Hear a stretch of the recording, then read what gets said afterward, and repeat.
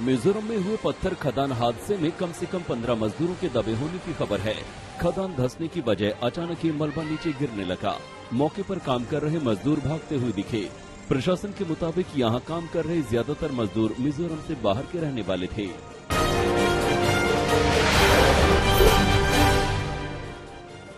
खदान हादसे में मलबा हटाने का काम लगातार चल रहा है।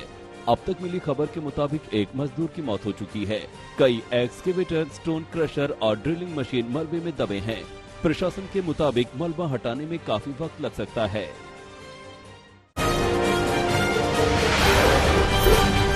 बाली में प्रधानमंत्री मोदी G20 सम्मेलन में हिस्सा ले रहे हैं। थोड़ी देर पहले पीएम अपूर्वा कैपिसंकी होटल पहुंची, जहां 17वीं G20 समिट का आयोजन है।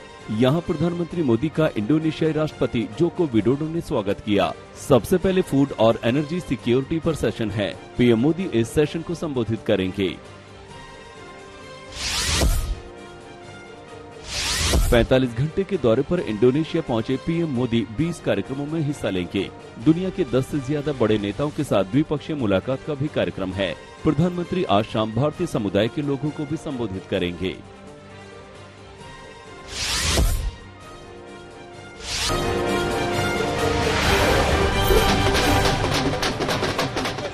गुजरात में पहले चरण के चुनाव के लिए सोमवार को नामांकन की प्रक्रिया पूरी हो गई। टीम इंडिया के खिलाड़ी रविंद्र जडेजा की पत्नी रिवाबा ने जामनगर उत्तर सीट से अपना पर्चा भरा। वहीं सूरत मजूरा सीट से गुजरात की गृह राज्य मंत्री हर्ष सांघवी ने नामांकन किया। नामांकन के बाद हर्ष सांघवी ने प्रदेश में एक बार फिर बीजेपी की सरकार बनने का भरोसा जताया है। गुजरात में 1 दिसम्बर को पहले चरण के चुनाव के लिए वोट डाले जाएंगे। गुजरात में चुनाव प्रचार और नामांकन की प्रक्रिया के बीच टिकट कटने पर नाराजगी की तस्वीरें भी सामने आ रही हैं। गांधीनगर में बीजेपी कार्यालय कमलम के बाहर बड़ी संख्या में बीजेपी कार्यकर्ताओं ने प्रदर्शन किया। बड़ी बात यह है कि जिस वक्त बीजेपी दफ्तर के बाहर प्रदर्शन हो रहा था, गृह मंत्री अमित शाह पार्टी दफ्तर में ही मौजूद थे। भारी भीड़ को देखते हुए बीजेपी दफ्तर कमलम के दरवाजे बंद करा दिए गए। वहीं कांग्रेस में भी टिकटों के लिए बवाल चल रहा है। अहमदाबाद के कांग्रेस ऑफिस में कार्यकर्ताओं ने पूर्व अध्यक्ष भरत सिंह सोलंकी के पोस्टर जलाए।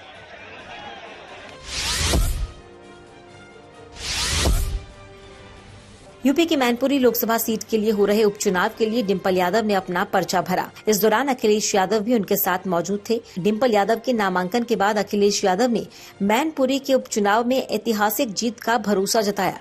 अखिलेश यादव ने कहा कि मैनपुरी की जनता ने हमेशा नेताजी और समाजवादी पार्टी का सहयोग किया। इस चुनाव में समाजवादी पार्टी को बड़ी जीत हासिल होगी। डिम्पल यहाँ से प्रत्याशी हैं और मुझे पूरा भरोसा है यहाँ की जनता एक बार फिर, और जिस तरीके से हमेशा साथ दिया जनता ने नेताजी के नाम पर, इस चुनाव को ऐतिहासिक वोटों से जिता करके जनता भेजेगी।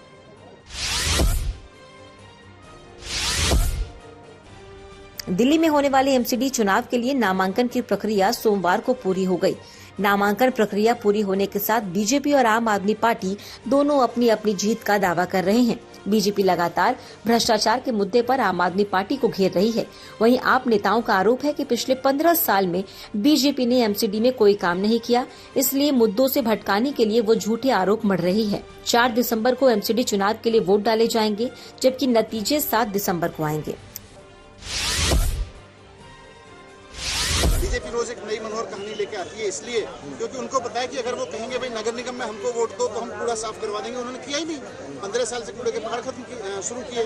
आज उनको पता है कि केजरीवाल जी आ गए तो 5 साल में कूड़े के पहाड़ खत्म कर देंगे। 5 साल के अंदर अंदर दिल्ली की एक एक गली में कूड़ा नहीं दिखेगा। जैसे स्कूल चमकने लगे हैं, अस्पताल चमकने लगे हैं, वैसे दिल्ली की जो मोहल्ले की गलियां जिन नगर निगम को चमकानी है वो चमकने लगेंगी। ये बात बीजेपी को भी अच्छी पता है। दिल्ली सरकार के मंत्री सत्येंद्र जैन को वीआईपी ट्रीटमेंट देने को लेकर तिहाड़ जेल नंबर 7 के जेल अधीक्षक अजीत कुमार को निलंबित किया गया।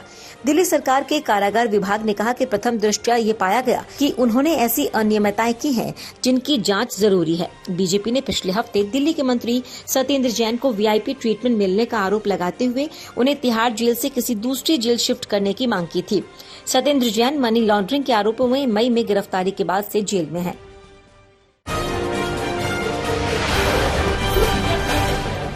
महाराष्ट्र में एनसीपी विधायक जितेंद्र आह्वाड को लेकर सियासत गर्म है। एनसीपी कार्यकर्ताओं ने कई जगहों पर विरोध प्रदर्शन किया। इस बीच जितेंद्र आह्वाड ने अपने खिलाफ दर्ज छेड़छाड़ के मामलों को झूठा बताते हुए विधानसभा से इस्तीफा देने का दावा किया, जिसके बाद अजीत पवार ने उनसे मुलाकात की और इस्तीफा वापस लेने की अपील की। उधर बीजेपी ने जितेंद्र आह्वाड के इस्तीफे को नाटक बताया। दरअसल रविवार की देर रात एक कार्यक्रम के बाद एक महिला ने जितेंद्र आह्वाड पर छेड़छाड़ का मुकदमा दर्ज कराया था। 72 घंटे पहले ही जितेंद्र आह्वाड पर हर हर महादेव फिल्म को जबरन बंद करने में मुकदमा दर्ज किया गया।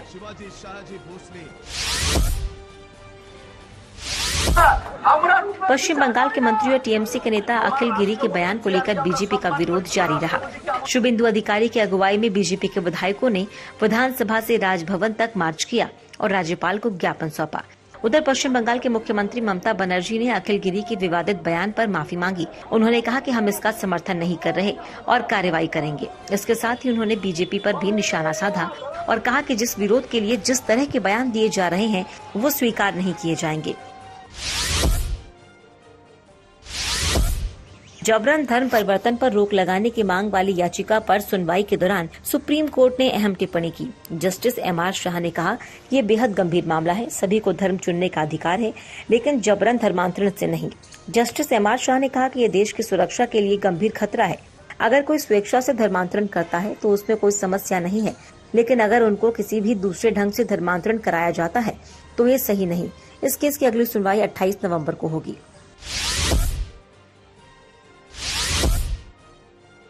दिल्ली पुलिस ने दिल दहला देने वाले हत्याकांड का खुलासा किया। 18 मई यानी करीब 6 महीने पहले लिव इन पार्टनर आफताब ने अपनी 26 साल की प्रेमिका श्रद्धा की बेरहमी से हत्या कर दी। उसके शव को आरी से काटा और कई बार में उसके टुकड़े दिल्ली में अलग अलग इलाकों में फेंक दिए। पुलिस के मुताबिक आरोपी आफताब 18 दिन तक रोज रात 2 बजे उठता और शव के टुकड़े जंगल में फेंक आता था। पुलिस ने आफताब को शनिवार को अरेस्ट किया। इसके बाद उसने श्रद्धा की हत्या की सनसनीखेज कहानी बताई।